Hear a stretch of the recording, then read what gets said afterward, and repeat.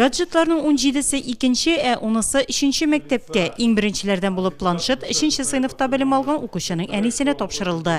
Ул үзе шушы мәктәптә техник хезмәткәр булып эшли. Я благодарю школу. Мәктәпкә рәхмәтем зур, планшет безгә бик нык кирәк, рәхәтләнеп кулланачакбыз.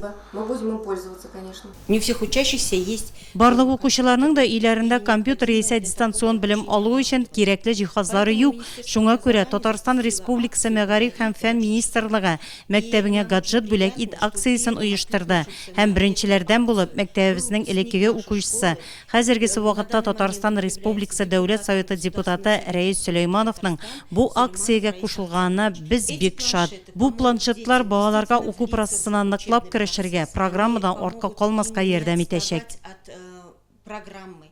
Радость детей. Бу планшетларның алганда балаларның шатлыгын күз алдына китерү кыен түгел. Яңа техникада яңа мөмкинлекләр белән дәресләрне карау бик нәтиҗәле. Шуңа күрә балалар, әти-әниләр исеменнән шундый катлаулы вакытта зур ярдәме өчен депутатыбызга рәхмәтебезне белдерәбез. Киләсе атнадан гаджетлар адреслар буенча тапшырылачак. Бүгенге көндә район буенча 6000-гә якын укучы дистанцион белем ала.